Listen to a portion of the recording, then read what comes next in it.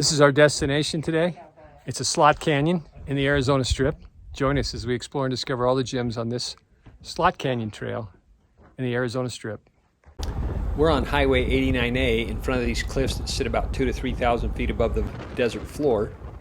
We'll turn right on this road and head north. After driving on this road for 10 to 12 miles, we'll take a right into this parking lot. Welcome to Hidden Gems of Nature. We're in the trailhead parking lot. It's quite a large parking lot. I'm all pan around so you can see what the terrain looks like around us. We're in the Arizona Strip. A lot of neat trailheads back here. A lot of rugged country. Join us as we explore and discover all the gems on this hike in the Arizona Strip. As we head down the trail, it's like any other trail in the desert where you cross a few washes and you have some hills on either side of the wash. However, this will change after about 2 miles of this beginning portion of the hike.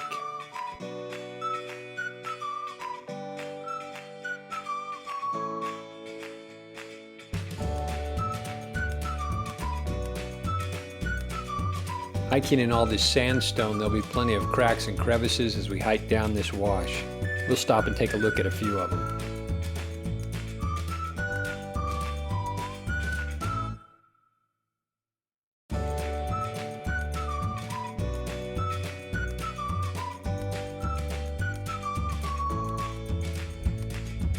This is one of the few flat areas that you'll hit as you're approaching the mouth to the gulch.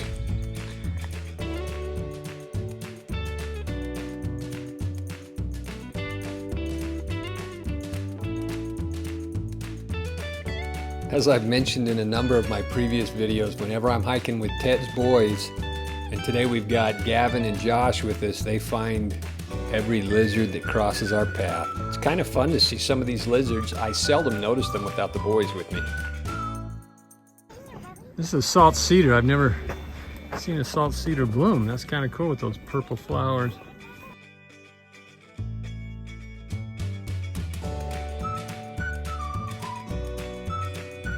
Hiking in the sandstone, you get to see a lot of different patterns in the rock.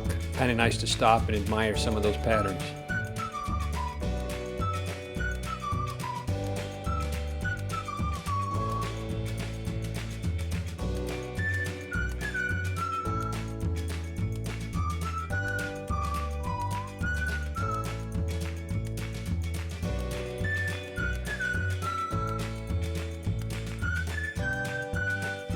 We're starting to come across a few more narrow pockets. We'll hit a few of these before we finally get to the final slot where it'll never open up again.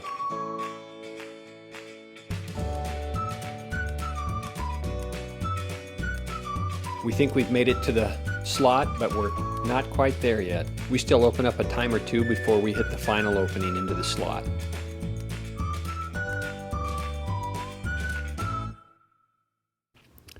No petroglyphs, but some pretty cool patterns in the sandstone.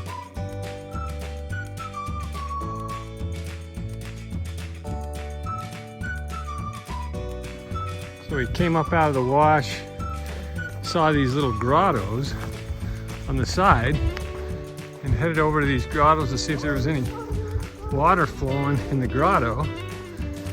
And we didn't find any water flowing, but we found this.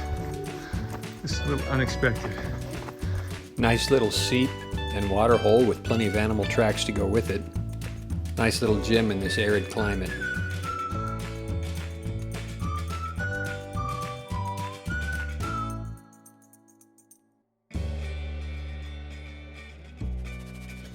And to go with it, there was a covey of chukars close by running around. Kind of fun to see while we were in the grotto.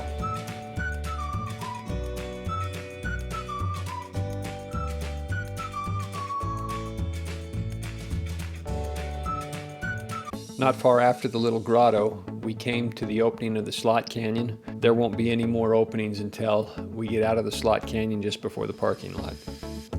Of course, the deeper we get into the canyon, the deeper the canyon walls are. You can see how much taller they are than the boys.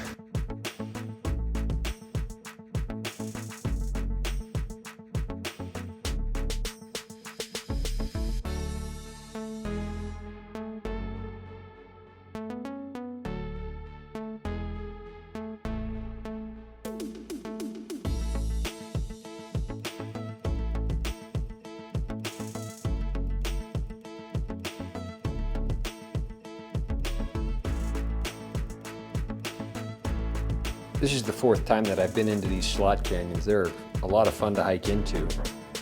Ted and his boys have never been here. That's why we decided to come here. The first time I came in about 18 years ago, there was no one in the parking lot where we started the hike, and the parking lot where we got out at had 3 or 4 cars in it. Today, when we hiked it, there were 2 or 3 in the parking lot where we started the hike, but the parking lot where we got out was completely full. Evidently, it's become quite a popular hiking spot. It's a good hike in the spring or the fall. The winter's a little cool, and the summer is too much danger with flash floods. But I've enjoyed it both in the spring and the fall.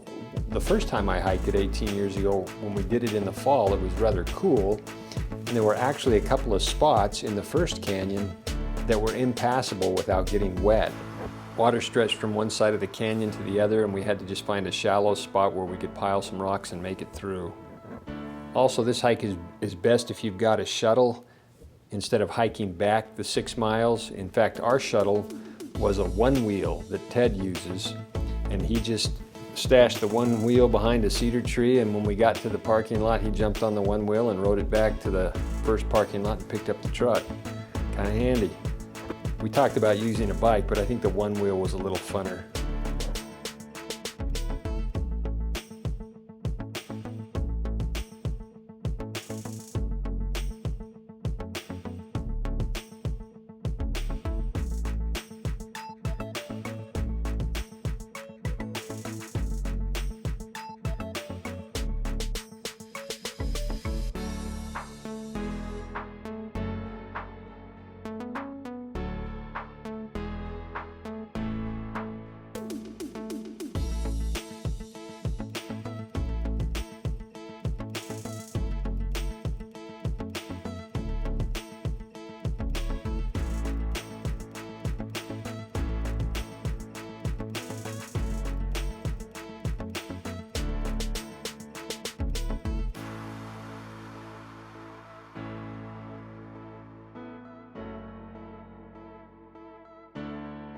This is a view of the slot canyon that we just came out of. We now hit the confluence and we'll take a right through a second slot canyon. This slot canyon, however, does continue on behind us. This is the slot canyon, continues this way. There's another slot canyon that comes in on River Right. We're gonna actually hike out that slot canyon. So that'll take us back out to the parking lot where we'll catch our shuttle and go back to the parking lot where we started. So at the confluence, we actually come down this canyon. The canyon continues straight through, and we're going to stop. We're not going to stop here. We're going to turn here and go up this canyon to my left, which is actually River Right. We're going to go out that canyon about 1.5 miles. Now this slot canyon we're going to go into next is much narrower, and it's a really cool experience. It's a completely different experience than what we've just come through. So join us as we explore and discover the gems down this additional canyon on our hike.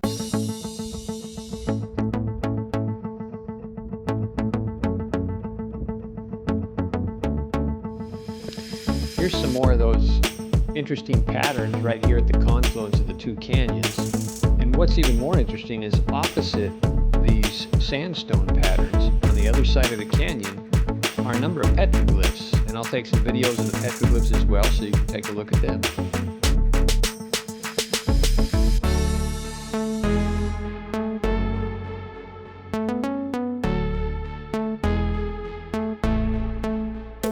This seep is about 15 to 20 feet above the canyon floor. When I came through here 18 years ago, there was actually a platform up at the top, and it was probably about 10 or 12 feet wide of silt that had piled up, and there were some footholds that we could climb up. However, the flash floods in the last 18 years must have wiped out all the silt and everything that was above it up by the seep, so we didn't get a chance to get up there. As we head into the mouth of the canyon, it's a lot narrower than the one we came, and the walls are a different texture and shape. It's pretty cool.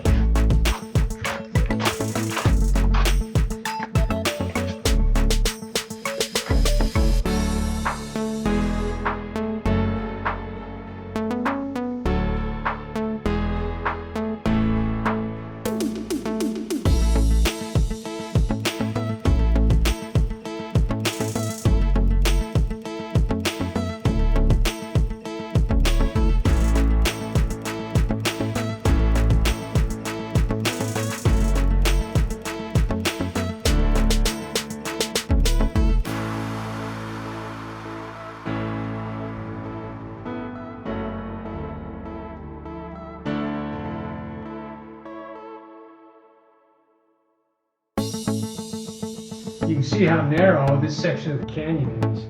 This is pretty different than what we just came through. The sides of the walls aren't as smooth, and they're different shapes and configurations. In fact, it's a whole canyon in contrast to the canyon that we just came through. Kind of get a double win on this hike. It's a great hike up here in the Arizona Strip.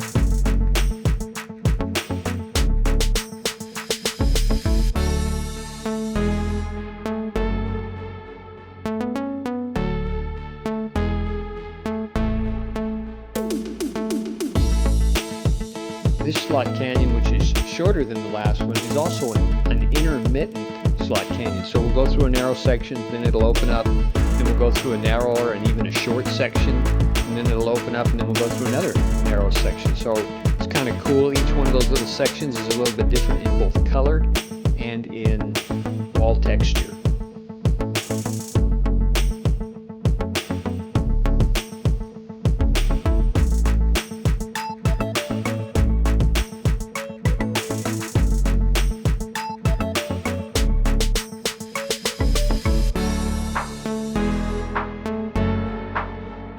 Put a ladder in. There used to be a ladder here.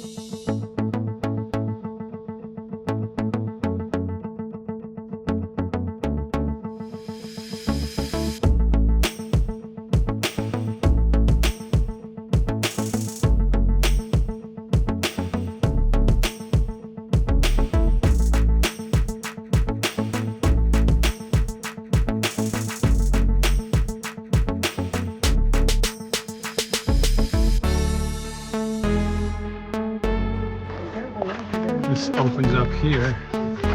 We come up out of the slot, and this is where the slot ends. And if you go back around and look behind us, there's the slot as you go in. This is the entrance to one of the slot canyons that we hiked we did. We actually came out this way and did a shuttle hike, so we could see the whole thing in one hike. There's actually two slot canyons. Most people come in this slot canyon and back out. We started at another canyon, came down to this one, and then hiked out this one. It's great hike. Lots of gems on this hike. If you like rock formations and slot canyons, you'll love this hike. Join us as we explore.